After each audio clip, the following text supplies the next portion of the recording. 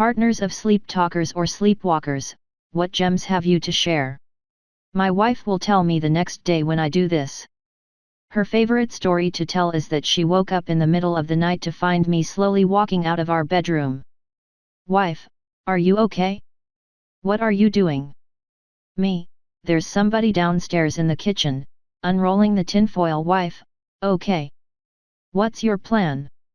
Me, I'm going to stop them. Wife, shall we get a bit more sleep then both go down together? Me, okay. And I went back to bed. Subsequent investigations found a small plastic bag on the floor, near my head, being rustled by the movement of the curtain, the window being open. It's really interesting how sometimes subtleties in the environment like this can make their way into our dreams.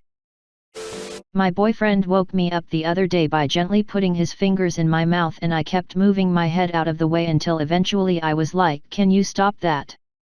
He then sounded genuinely upset and asked why I woke him up, as he was having a really nice dream about feeding a deer. Brilliant. Oh my heck, I had something similar happen. I'd gotten up to use the bathroom and our soap is lemon scented. When I had just gotten back to sleep, I woke up to my husband trying to eat my fingers. He said he was dreaming of eating lemon heads. One night, my boyfriend woke me up in the middle of the night, tapping me on my shoulder. He put his finger on his mouth, whispered "shush" to me, then pointed at the door and told me, "I can hear something, don't move." Predictably, I nearly shit my pants. All the worst possible scenarios crossed my mind, and the moment of silence after he shushed me felt like hours. Then, he started waving his hands and talking about Tetris, the twirlies, idk, and making sure we don't align. And that's how I learned my boyfriend talks in his sleep.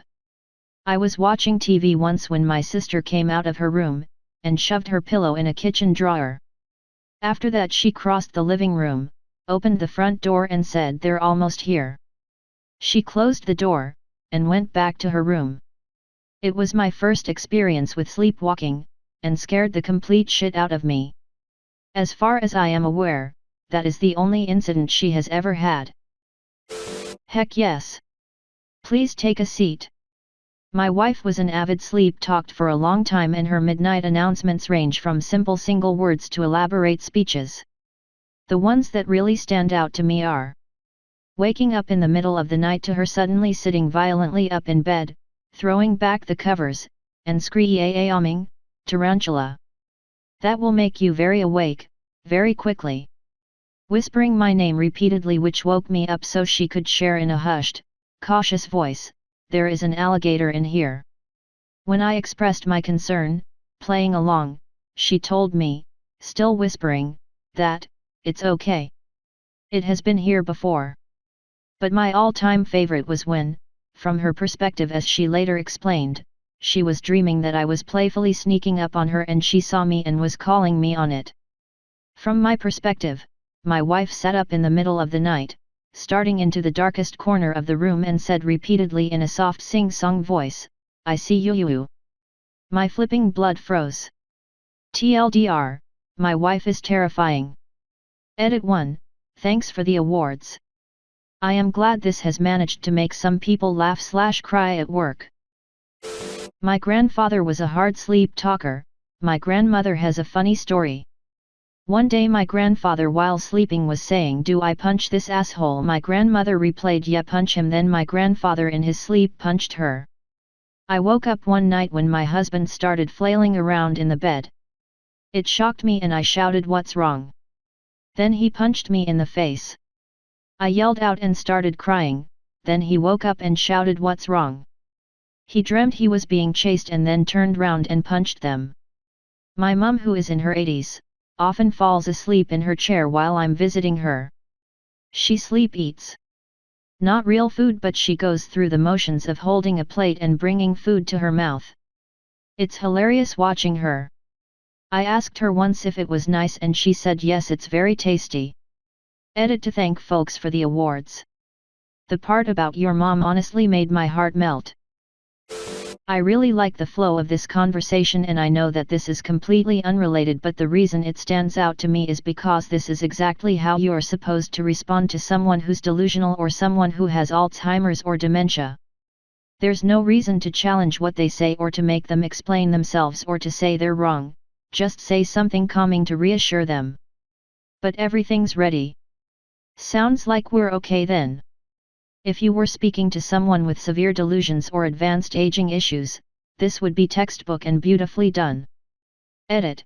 Since people are noticing this, I thought I would add that after giving it some thought, you don't have to be extremely delusional for this flow of conversation to work well and be very helpful.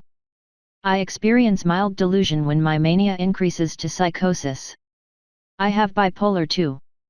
When it's at its absolute worst, I might have a thought like, oh, it's a beautiful day outside today, it must have been because of that song I listened to earlier, mildly assuming my taste in music has directed the weather for the day. If I made a comment about that out loud and someone said to me, that's impossible and you're delusional, it would make me feel highly embarrassed and also make me question reality for a moment, which is extremely uncomfortable and unsettling. And completely unnecessary unless I'm about to do something stupid. I used to sit long hours with at-risk, mostly dementia and schizophrenia, patients in a hospital, as per my job duties. What you say is totally true, because confrontation leads to agitation. I remember one sweet older woman I sat with, who had schizophrenia. I'm not sure, and she would say some random things, I'd respond with pretty random but thematic things, she'd move the theme a bit and say more random stuff on that newish theme, I'd do the same, she'd raise a drawing of Snoopy in the air, I'd exclaim, Snoopy, we'd repeat. Working with an older man with dementia, who used to be an English teacher, we would give him papers to grade and blankets to fold. When he was done folding a blanket, he'd move on to another, and I'd just mess up that blanket again and ask him to fold it when he was done with the other one. It seems mean, but it isn't. Compassion takes on a lot forms, and some of those forms don't even resemble compassion, but that's exactly what they are. If that man runs out of blankets to fold, or papers to grade, you know what he does next? He attempts to break out of his hospital room, go out the nearest exit, and combat anyone who tries to stop him.